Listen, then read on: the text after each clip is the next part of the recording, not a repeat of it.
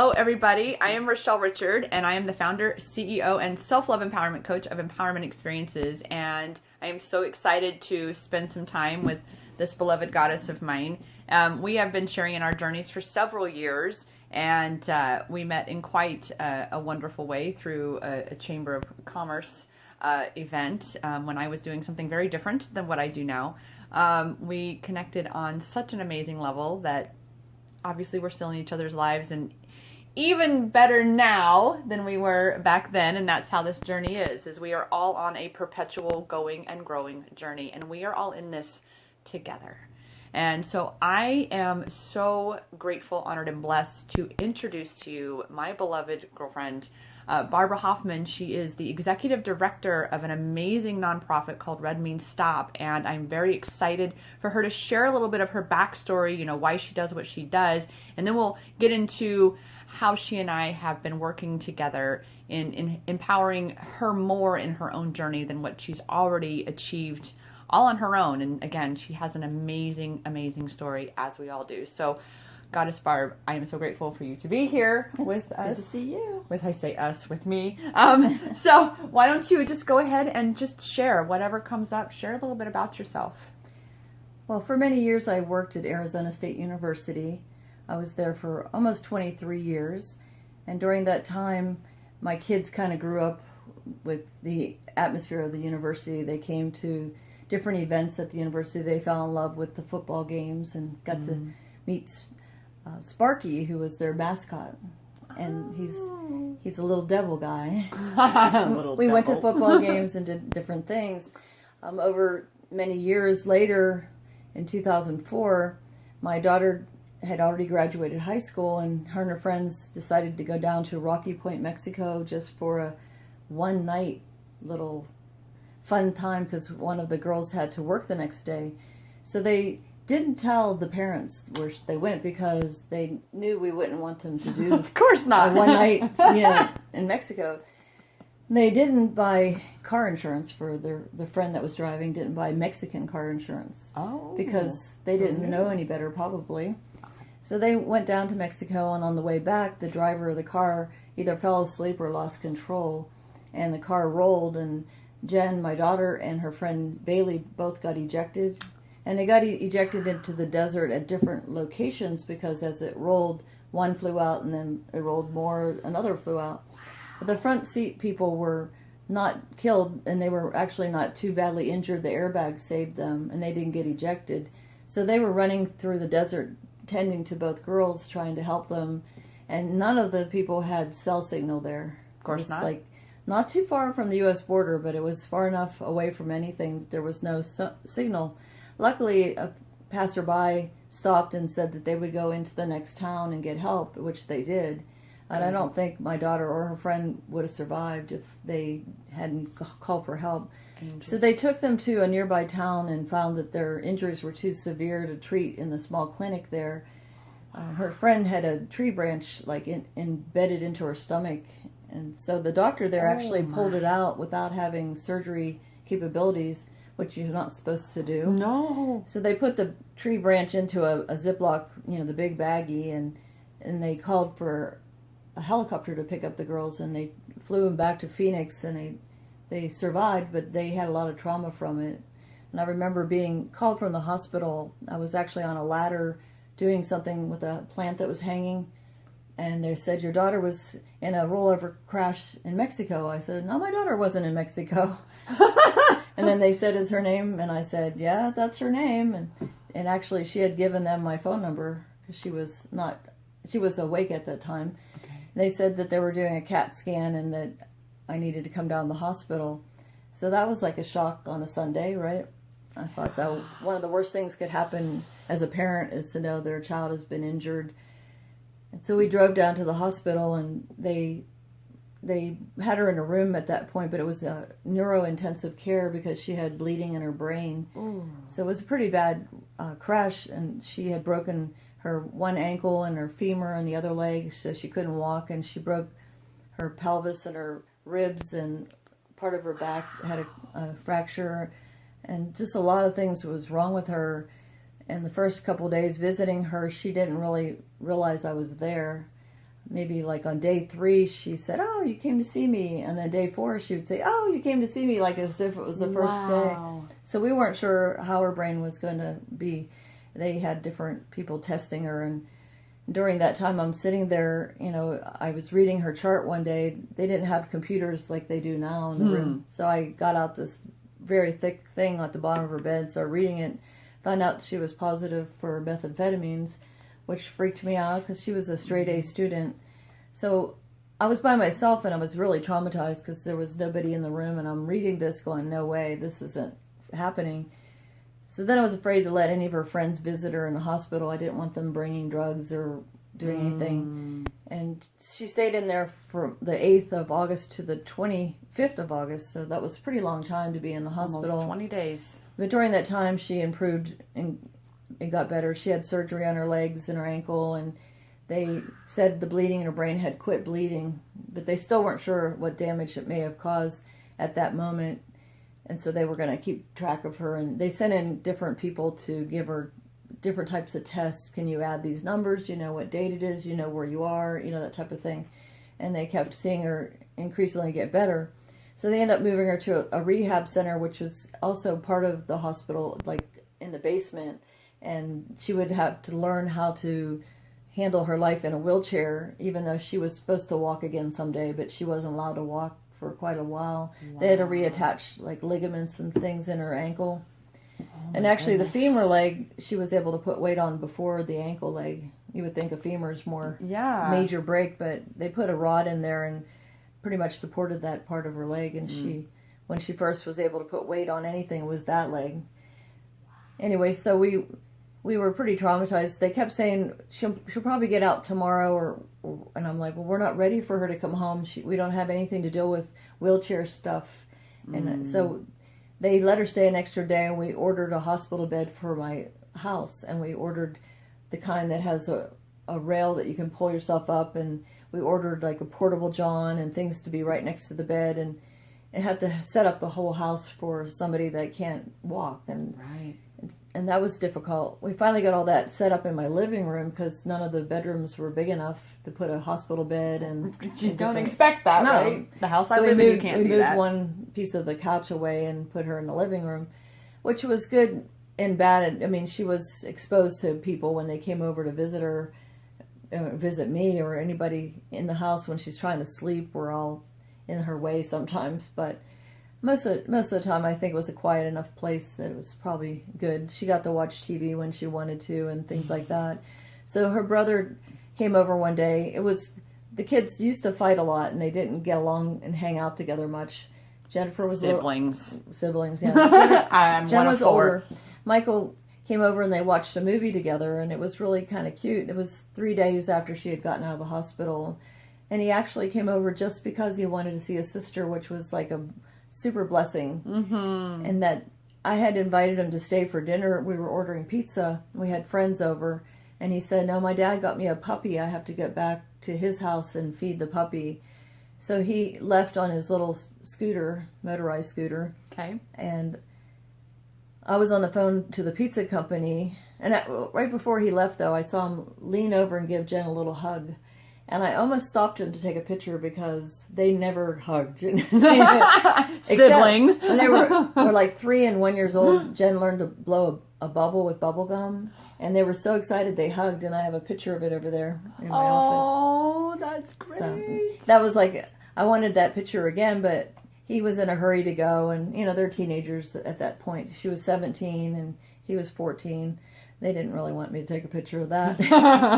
So he left. Mom. So I'm on the phone with the pizza company and ordering the pizzas, and the doorbell rings, and I open the door, and my next door neighbor and her twin daughters, they were 12 at the time, were standing there hysterical and crying, and they were saying Michael was hit by a car. And my first thought was that Jen would have to move over and 2 hospital beds. Make room, sister. Michael probably broke a leg too. Right. And I couldn't imagine anything worse than what she had gone through. And I said, well, where is he? And they said, he's at this one intersection in Mesa. And I said, well, take me to him. And I guess she word mouthed to my now husband, come with us too. So he drove behind them, and we went to the intersection. It was only a few blocks from our home. And when I got there, it's just like in the movies, I'm running to the intersection to see my son, and somebody stops me and said, "Are you the mother?" And I said, "Yes." And they said, "You can't see him yet. They're working on him." So I kind of stood around for a minute. It was in August, so it was 100 degrees out. Oh, like 115. Yes, it was really hot. So I sat on the edge of the curb, and as I'm sitting there, it seemed like it was taking forever, and I was getting more and more nervous because they wouldn't let me see him, and my hands started tingling, and then my legs started kind of going numb. So I mentioned it to Steve, my then boyfriend, now husband, that I'm losing feeling in my arms and my legs, and he told one of the paramedics, and they said, "I think she's going into shock." So they brought an oxygen thing over. I don't know if it was a mask or a clip, but it would like blow air up your nose, and it felt really uncomfortable, like you're fighting it. You're fighting it. You don't want that feeling of something blowing in your face. But I sat there, and it seemed, like I said, a long time, and two men came over, and they weren't police officers. I'm not sure who they were. But they came over and they said, "I'm sorry we couldn't save him." And it was like the words were unbelievable. I mean, my daughter was ejected going 80 miles an hour in Mexico, and she survived. And I couldn't believe that they didn't even get him to the hospital. They couldn't get his heart to work again. And I was just so devastated. And I knew I had to go back to the house and tell Jen that her brother had died. And it was just like a bad dream that you don't want to believe is happening. Then I found out the man who killed my son had run a red light, and there was witnesses that saw him do it. He claimed that he didn't see the light, and I found out he was in his 80s, probably shouldn't have been driving anymore. So I started looking. I found out from the police that they were only going to give him a ticket for running the red light, and they weren't going to punish him for killing Michael. And I thought, well, it should be involuntary manslaughter at least. At least. And they said that because he stopped and he wasn't drunk, he wasn't impaired, he wasn't excessively speeding according to some of the things they calculated, I suppose, they just gave him a ticket. And I thought, well, that's not right. And I called the police department, and I had looked on the internet, and I found different laws that you could charge him with, yielding to children in crosswalks, or, pedestrians in crosswalks, and all kinds of different laws. They wouldn't even talk to me about it. I was thinking that they felt more sorry for this man than they felt for me. And then I came across an organization called Red Means Stop. At the time it was called Red Means Stop Coalition. And I gave them a call, and it seems the founding fathers of that group had either lost somebody or were affected by red light running. Sorry, I'm losing my voice. It's all good. And so he told me that, he understood because that what happened to his daughter. I'm dying here. It's all good. It's a throat chakra. We can all understand in a challenging moment, sharing something that goes so deep. It's all good.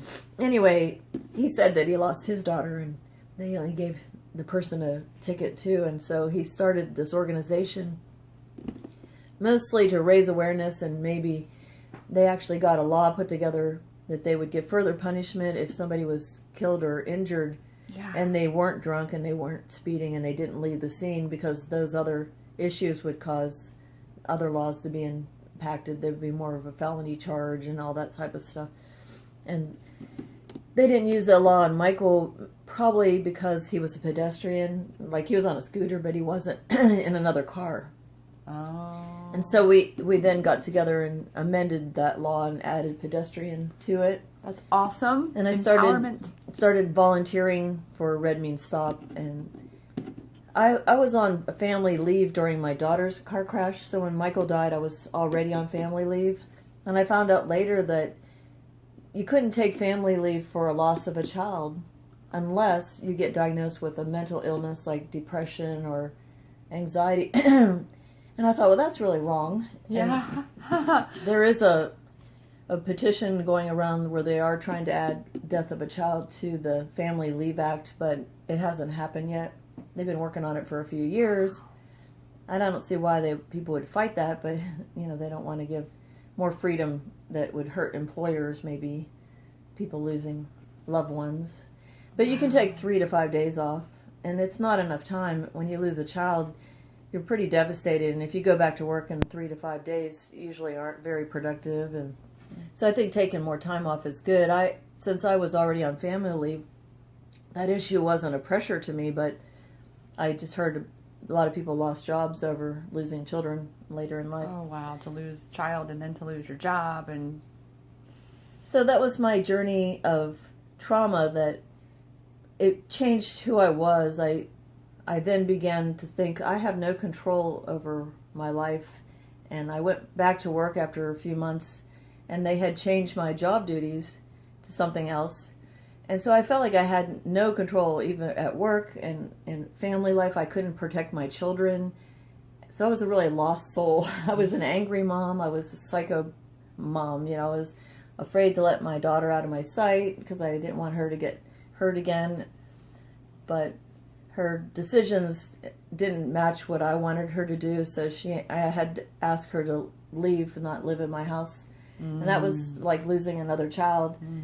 So I was a broken person, and when I went back to work and they gave me new job duties, I was like angry about that because I didn't want to have to learn new things. I needed something that was comforting. I needed something that was stable. And so that was very hard for me. And so many years, I think anger has ruled my life. Like I would be really, I don't know, I was really spiteful that, my son was taken away from me, and my daughter chose to go down a road that I didn't agree with, and it made me really sad and upset. And I tried different things. I got on medication so I could sleep better and try to help with depression. And I never really liked taking drugs if I could help it. I also went to different meetings, one for parents that have lost children, and that group, Compassionate Friends, helped me a lot because I found out I wasn't alone, because sometimes you feel like you're the only one out there. And I've met other people even where their children were hit by cars. I mean, they knew exactly how it felt to have that sudden death happen, and that is something that can give you some peace. But working with Red Means Stop, now called Traffic Safety Alliance, we found that we could actually impact people's driving behaviors by telling our story, by giving different suggestions on ways to handle driving better. We also put together a program where when teens couldn't afford driving school, we raised money and sent them to driving school, which we put over 50 students through the driving program. We would like to do more. Funding becomes available. We would really like to do that because we feel that the training that they took away from most high schools was really very essential training. A lot of parents have picked up their own bad habits, and they may not be the best instructors for their teens. Sometimes they don't get along. Right. As the parents are actually afraid to be taking their kids out. They don't feel skilled to be a trainer. So I think that's a big mistake. Plus, they found that car crashes are the #1 cause of teen death. And so, that's a bad statistic. I don't think it's talked about much. No. But who wants to send... I mean, I've met quite a few people that bought their teenager a junky kind of car because they assume they're going to wreck it in the first year. And that's an assumption that you shouldn't make, you know what I mean? And we talk about manifestation and things like that, and that fear, we manifest that fear, we put that out. And when you mention about how, it's so prevalent, just like hearing that, red light running is #1 in the state of Arizona, that these, you remind me of coming from a small town where there's maybe 800 people, but we have had so many deaths of high schoolers in that town because of car accidents, because of careless driving. And I think at a small town, when a few teens die, it's so much bigger because everybody knows the families. Knows everybody. I grew up in a high school I graduated with over 1,000 kids, and we did have some kids in high school die in car crashes, but our school was so big that 8 or 12 kids dying, you might not even have known them very well. That would have been half of my class. Almost, the 12 kids. Exactly 12. My graduating class had 23. Yes. There was 23 of us in my senior class. Yeah, so even 1 or 2 deaths. Yeah, in the whole school, wow. Well, we always compare it to airplane crashes. If an airplane crash happened every day, something would be done. It would be in the news. It would be a big deal. But 40,000 people can die on our roads every year, and that's an average. That's 40,000 people every year die on our roads, and I've heard so often for people who have fear of flying that you are safer in a plane in the sky off the ground than you are in a vehicle definitely on the ground. So it's a shame that we don't make a big enough deal about it, because one person dies here and there, that that amount of people doesn't happen in one airplane. You know what I mean? Right. If 40,000 people died in airplane crashes, like 500 on each plane, it would be a really big deal. A huge Barb. So it's kind of accepted, and it shouldn't be, because families are totally devastated. There's very much, and it's not like you're sad for a day. It's the rest of your life, especially if you lost a child, because they're supposed to be your future. And Michael always said, "I'll take care of you when you get old." Oh, I was like, "No, who's going to take care of me when I'm old?" I'll take care of you. Oh yes. Make younger friends. You're right. Anyway, that's why my whole point when I heard the word empowerment, I thought I need that back again. I used to feel like I could be anything I wanted to be and go where I wanted to go, and I had everything that I wanted in life. I had my son and my daughter. I had a home. I had my own car. I had a good job. And then everything was pulled out from under me, it felt like. And that I just lost all my self-esteem, all my self-worth. I felt like I was the terrible mother, and I must have been a terrible employee for them to just pluck me out and move me around like that. All that, it really affected me. And I felt like a really worthless person. Yeah. So when I heard some kind of group that was talking about empowerment, I was like, I want that back. I want that empowerment. I'm ready to take back my power. I choose me now. So I was really happy I had met you in other places. I always respected what you always did. You try to help out veterans, and you had a lot of artsy things that you did. You made my name tag that I usually have on, but I can't find. She was really about, I wish I had my name tag. I know, my name tag. But all that really meant a lot. And one time I needed some help doing a vendor show, and Rachelle hopped in, and that was a lot of fun. We had so much fun. We did it twice, and that was something that for me, where I got to see, in that space of where you had a lot of anxiety, being in the vehicle, because we all live in the Phoenix Valley is where we are, and where one of the events was down in Tucson. And I love a good road trip. I'm like, where are we going? Let's go. And she's like, okay, you can drive. And I'm like, okay. Oh yeah, I made her drive my car. Right? Yeah, exactly. We drove your car. But what was interesting that we've got to share is what was happening along the drive down there. The vehicle beside us. At one point there was I don't know if you remember, there was an SUV, and we're driving, and we had noticed we'd been behind them, and there was some swerving going on. And I'm like, oh, okay, I want to get up and around and in front of these people. I do not want to be in the back end of who knows what could happen if they're swerving. And plus, to kind of maybe see if it's someone who is falling asleep or someone having health condition, whatever, we don't know. Come to find out, this person was playing on their cell phone.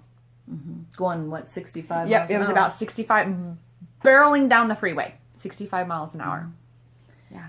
Yeah, so that anxiety has riddled me too, mostly while driving a car, and I'm not sure why that happened to be. I mean, because I never caused a crash, and I wasn't I was in a crash in high school, but not lately. But something about vehicles, I think it's the speed too. Like, I can handle side streets pretty well, but you put me on the freeway, I just feel like I'm not attached to that car, and the car's just flying, and I'm like hanging there trying to hang on. Hold on for dear life. Yes.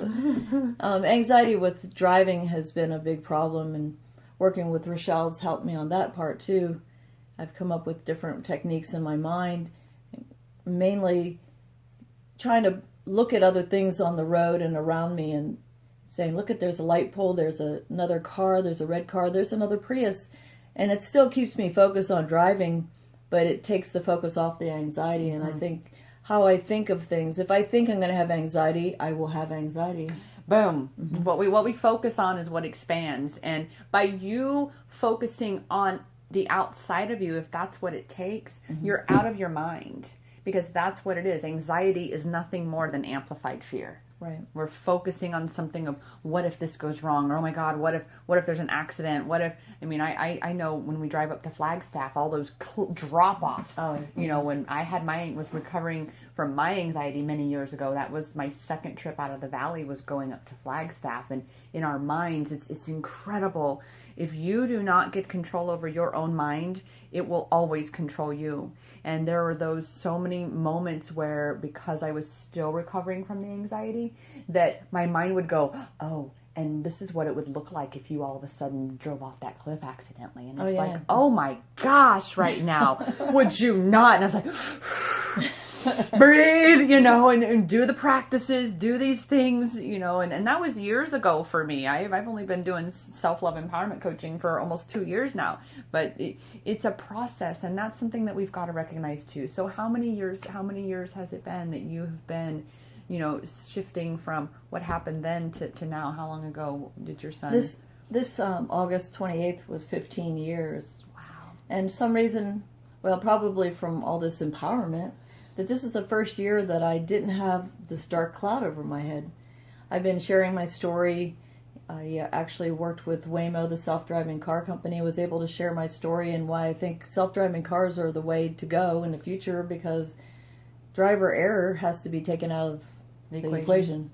And as much as people are fighting that idea, they continue to drive distracted. They continue to kill each other, and they are proving to us that they can't drive, and they're not even wanting to drive, because they're doing everything else but driving. They're eating, they're putting makeup on, they're on the phone, they're texting people, and they're just taking driving as a secondary thing, and it should be the primary thing, focus when you're behind the wheel. Because you are literally driving a weapon. This is like a quarter to half-ton weapon that is barreling down the road, and you hit anything. I mean, think of the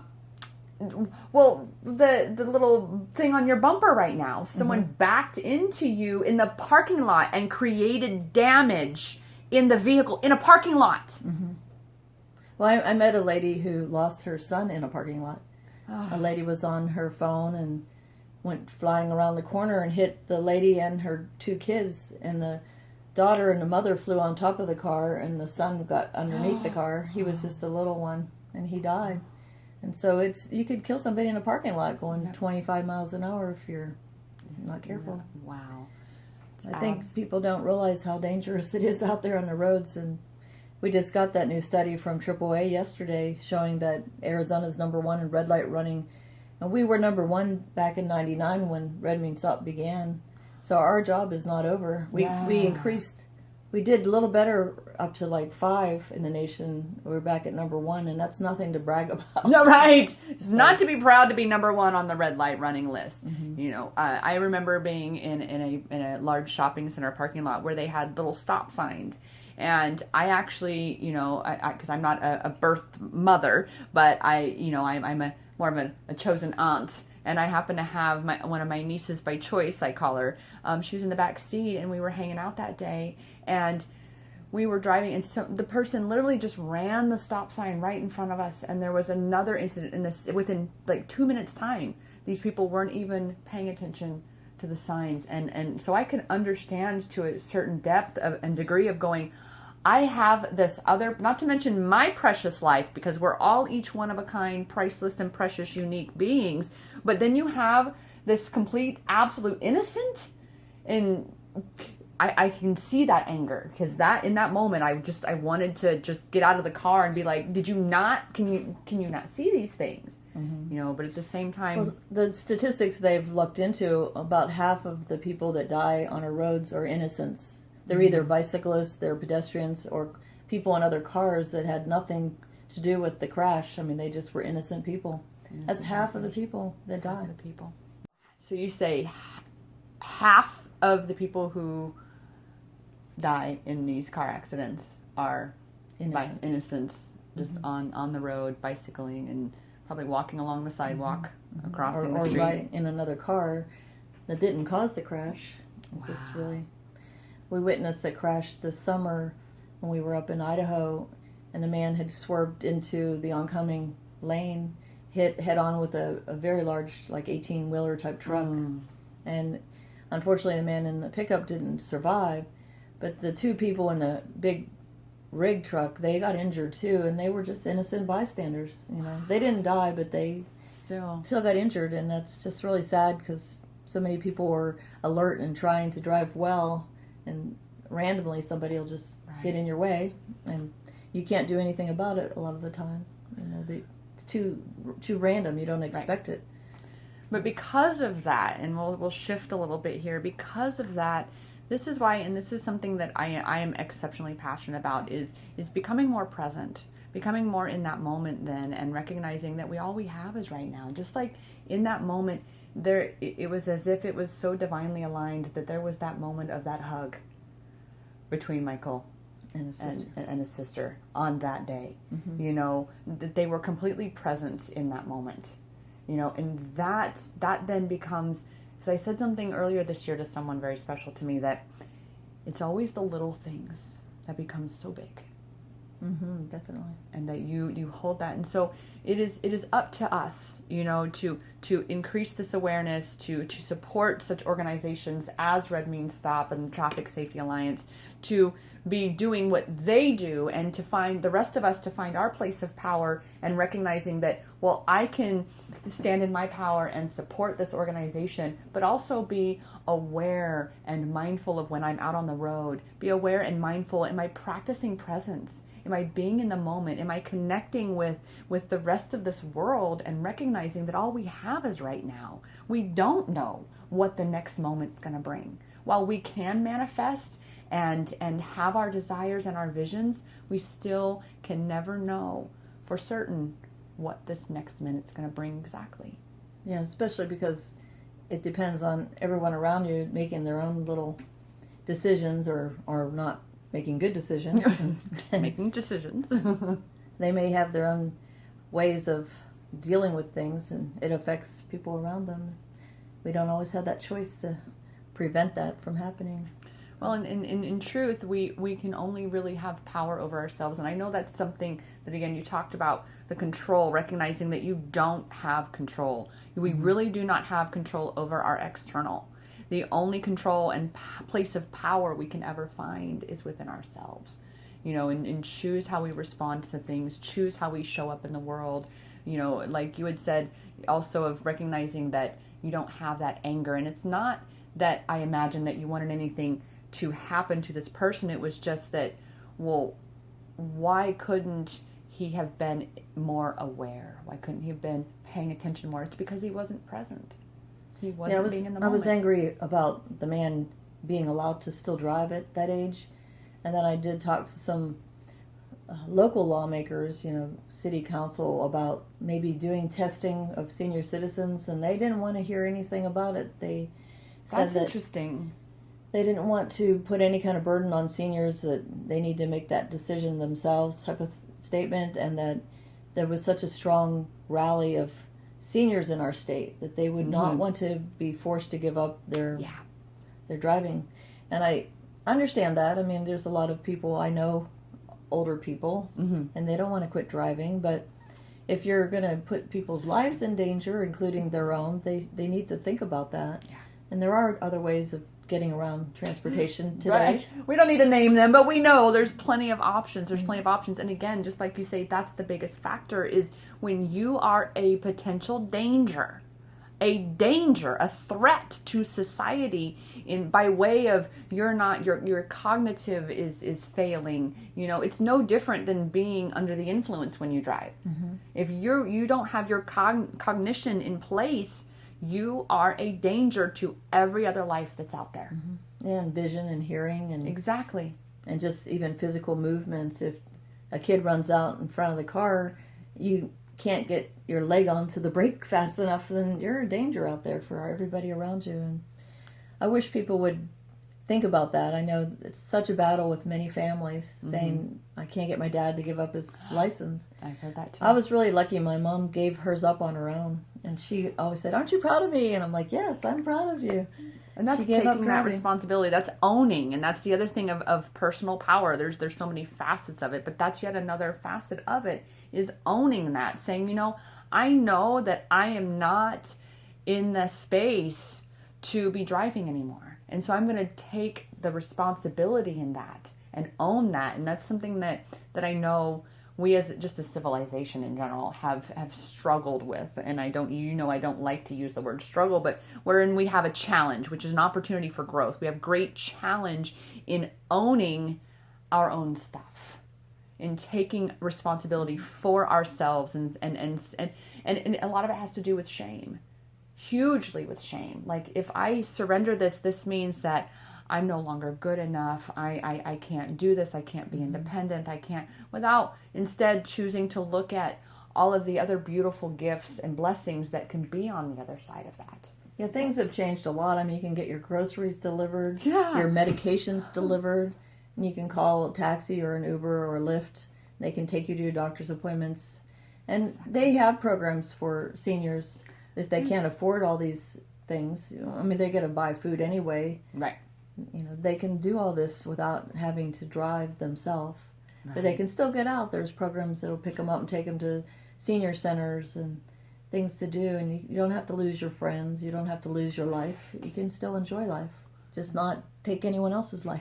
Yeah, right? Well, and that's the thing with manifesting, is what we focus on is what expands. So when we start to look at what I'm going to lose, what's going to be wrong, what I'm not going to get to be able to do, instead of going, where am I shifting into a new space of personal power? Because we are forever going and growing. We are forever changing, and we've got to flow with those and adapt to those changes and be willing to surrender in that space. And again, surrender that driver's license if that's what that means. I was, when I met Barb, it was, remembering the times back in college, in a small town in Kansas, a small college town. I remember, I remember being at a party, and it was when I had my Thunderbird Turbo Coupe with a girlfriend, and I remember waking up. I had fallen asleep. I was behind the wheel. The car was parked. I had waited for her. She went back in, but I realized that I was drunk. And this was back when I drank. I was a wild child in college. That's what it was all about, drinking and partying, because I was such a good girl in school. And just, I thought back on those times. Gratefully, I didn't do a lot of drinking and driving because it was a small college town, and everything was walking, especially the 3 bars. We had 3 bars. Everything was walking distance in that little town, but it causes you to really take stock and start looking back and going, wow. But we can then in that moment choose to beat ourselves up and go, ooh, I was so horrible. That was a stupid mistake. Or we can choose to say, how can I be sure that I'm going to choose differently in the future? How can that become an example? Because imagine, had I been driving the car, had the car been actually moving and not sitting there in park, is running, waiting for someone to come back out. It was just, wow. Now I'm like, no, I don't, because of that, I became the designated driver for a lot of friends to say, listen, please don't drive home. This was back when I would have my phone on at night. Now anymore, I don't have a lot of those kinds of friends that go out drinking and partying anymore, because I'm not that person either anymore. But it's just recognizing and owning that we get to choose. We get to choose to be different. We get to choose to create different results. And that is where that personal power lies, is taking responsibility for yourself, for all the choices you make, for the results that you create in your life. And that I do agree with how he was able to just kind of get off with just a slap on the wrist, because he didn't own and take responsibility for his role in this. And he even wrote a letter saying, I'm sorry for my part. Like as if Michael had a part too. Like it was partly his fault that he crossed the street at that moment. Wow. And he had the green light. Kid. Yeah, a 14-year-old kid. So the man didn't want to take full responsibility, and so he never got punished either. In a way, there was a blessing that he fell and broke his hip shortly after, and he was put in a nursing home, so he wasn't driving anymore. Right. And he died not too long after Michael. And it was a weird feeling because I would never really want to rejoice on somebody's death, but I was happy that he was not on the road and that he wasn't going to take anyone else's child. It's just kind of an awful thing. I know, as angry as the person I was for so many years, that I was relieved, and I don't like that feeling, because I'm normally not a hateful person, but I kind of had some hate towards this man, and hate towards the police officers who didn't punish him in the courts, and so I was walking around with like a super heavy weight on my shoulders. Yeah. And However, it's nice working with you now because you've taught me to look at things differently and to speak more positively. And so once you start looking at the light all the time instead of looking at the dark cloud, then the dark cloud goes away and life feels better. And it's like how you think of things. You can always see a glass half empty, or you could see it half full. And I think it's important everybody starts being optimistic and see good in people. And I think that makes us happier people and makes it easier to live life and enjoy life.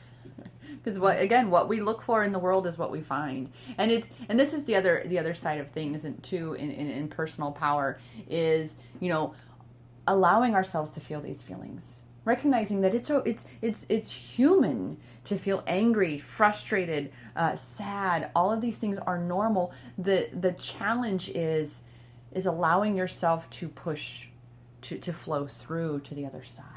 Because when we repress those things and we beat ourselves up for being angry, for being hateful, for wanting revenge, because that in truth, that has been a cycle of the human civilization is vengeance, is eye for an eye. That's why we've had wars in areas of this world for generations, because you did this to me, so I'm going to do this to you. And this is a huge thing for me, and why Empowerment Experiences exists, because I've had the same thing, where I have wanted to, seek revenge on people who have been detrimental in my life without recognizing that I then become just like them.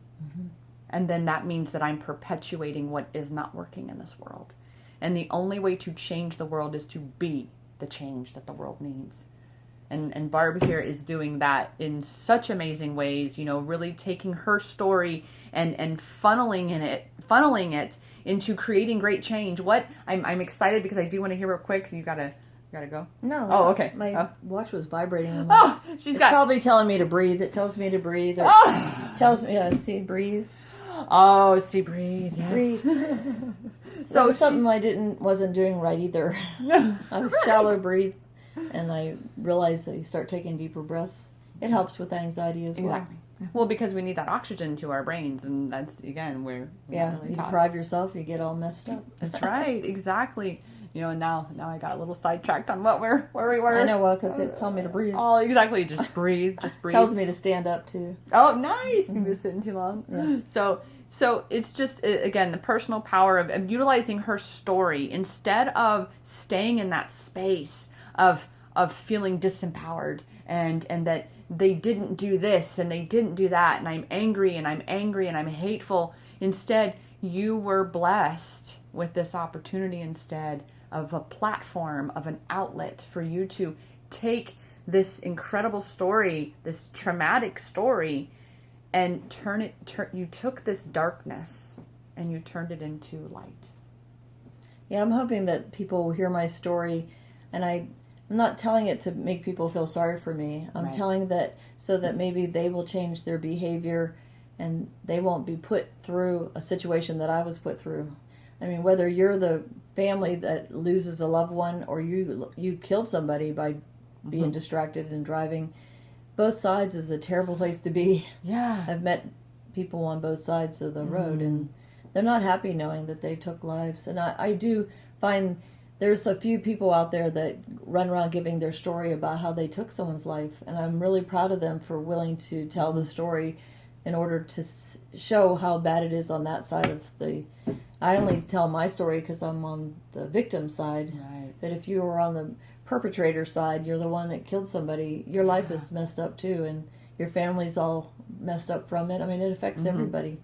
And when you were telling about how the man who hit Michael, how within not long after, and this is the power of the mind, because I can tell with certainty that ate him up. I'm sure it did. He ended up being punished in the only way that it really was probably, and I don't at all want to say best served, but balanced, because he ended up creating all of this sabotaging space of eating himself up, and probably even writing that letter and not taking that full responsibility. And that's why, again, it comes back to when we own all that is ours, that is our power.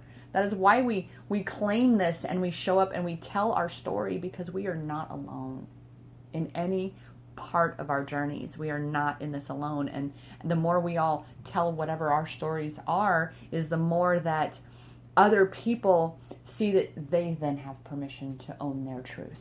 And then we'll drop the walls of shame. We'll drop these perceived walls that separate us. And then we'll be able to really be coming together more and more and more as a civilization.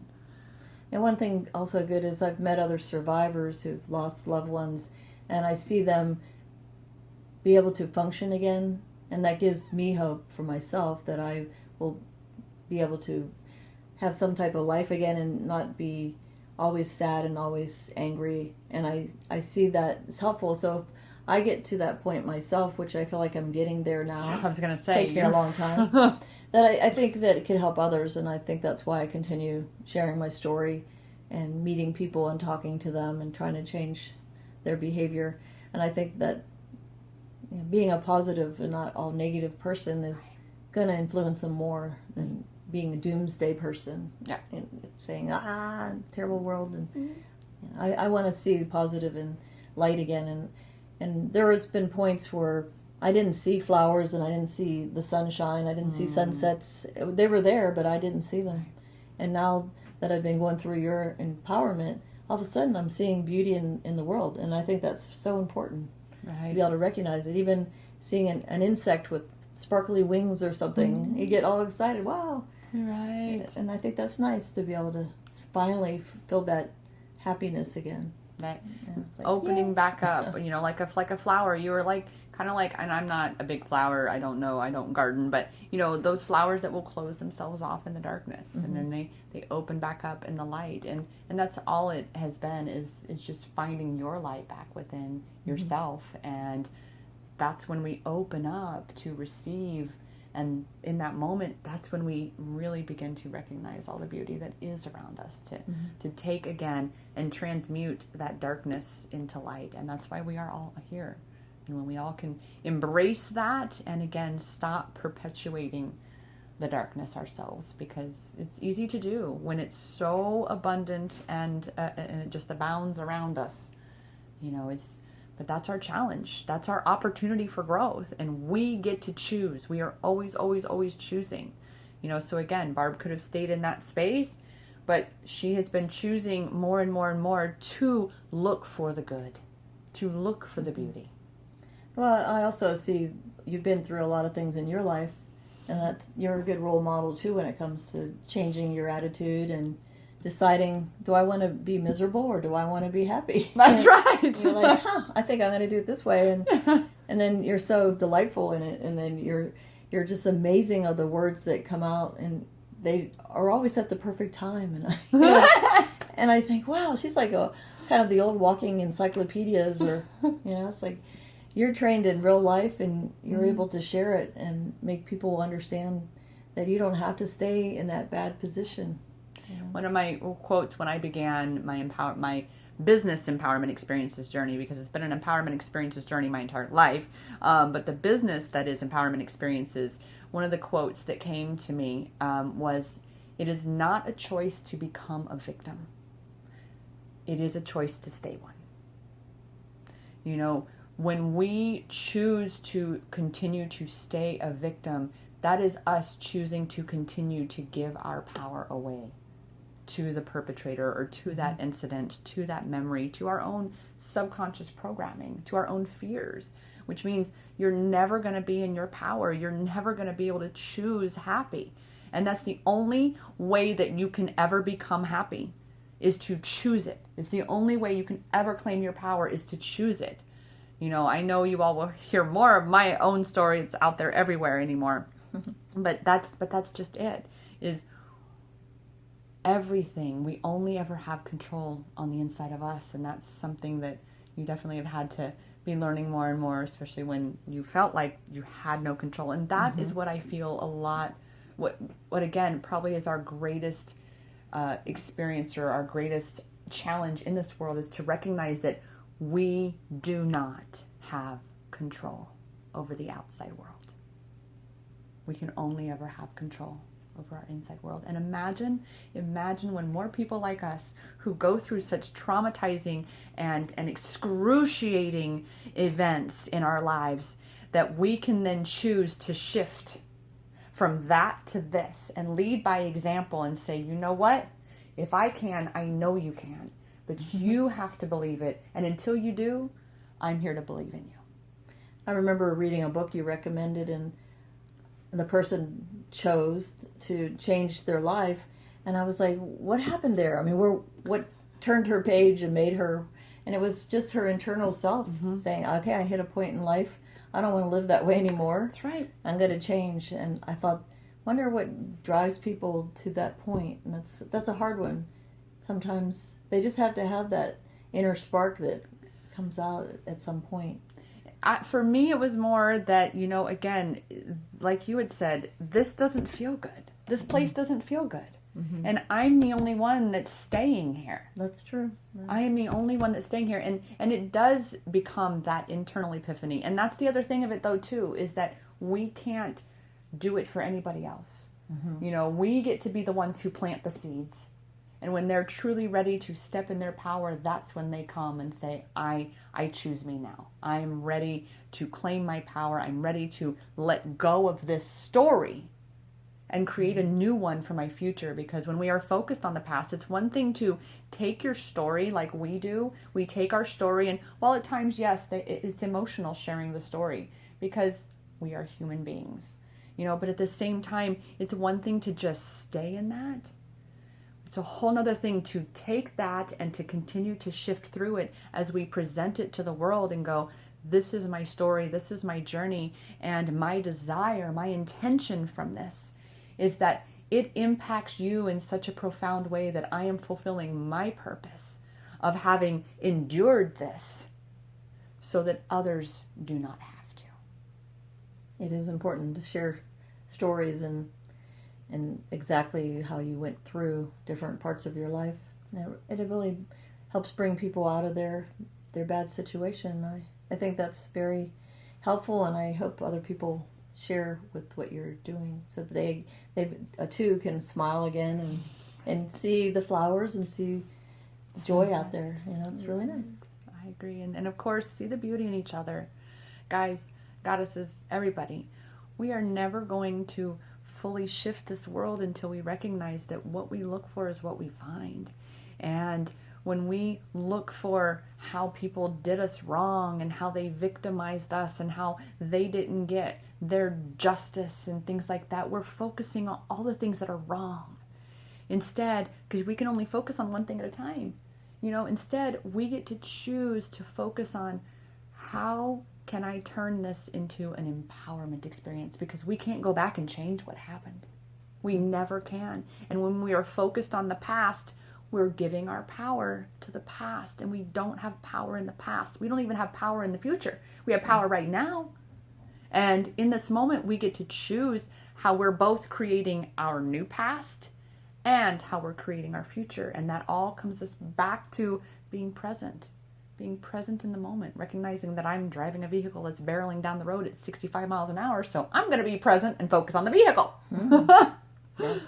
So this has been absolutely amazing, Barb. Thank you so much. I just want to ask one last question. What has truly all of this been worth to you? What have been some of the greatest gifts for you in terms of if you could put any kind of, because we talked about the value aspect, but what comes up for you in terms of what has this been worth for you, this journey of going from there to here through this empowerment journey? Well, it's difficult to put a value exactly, but when you call the value of life, there you go. And there was many times where I really didn't want to be on this earth anymore, not to major suicidal tendencies, but maybe even close to it sometimes, where it seemed wrong for me to outlive my son, and there was a lot of things that kept continuing to be bad around me, and that I couldn't handle it anymore. Sometimes I'm like, this is enough. And when I got really riddled with anxiety, there were times where I didn't want to leave my house either. So I think the value of things that I've learned through the empowerment experience has given me this light to look forward to, this happiness. Life in general feels so much better. And I know there's still negativity out there in the world, but I tend now to not dwell on that, and I don't follow people that are negative. I turn the other way. I don't need that. And I think everybody needs to find a friend that makes them smile, not one that makes them angry and sad and just down. And I've had people around me like that before, and I chose not to continue being around them. So I think empowerment experiences has brought back my life in a way that makes life worth living, and I think that's important. And a life is absolutely priceless, because there's only one of each and every one of us. Yes. Only one. One try. We might as well have fun. That's right. That's right. Do or die, baby. Because either way, we it's all temporary, and that's the other thing we've got to look at is it is. That's again back to presence, back to the present moment. The only place you will find your power is right now inside you. So thank you so much, Barb, for sharing. This has been absolutely amazing. This story, all of it. In truth, we didn't know exactly how this was going to go, but she knows that's how I roll. We don't know for sure exactly. And that's the beautiful thing about co-creating and manifesting, especially when we do it together. We can choose to show up from a positive place and create something beautiful together, or we can choose to show up from a negative place and create something ugly. Again, the power is always, always in your hands. So thank you all again for watching this video. I am Rachelle Richard, the founder, CEO, and self-love empowerment coach at Empowerment Experiences. You can learn more at empowermentexperiences.com. And Goddess Barb, real quick, you want to let them know where they can learn more about Red Means Stop? Yes, you can go to our website. It's www.redmeansstop.org. redmeansstop.org. So go check it out. If you have a story to share as well, I am sure they are always open to hear from you. The more momentum we can get in bringing awareness and really shifting this world from darkness into light, this amazing, incredible revolution of love that we are all in, and love truly is the greatest power on this earth. So go create amazing. The power is always, always in your hands.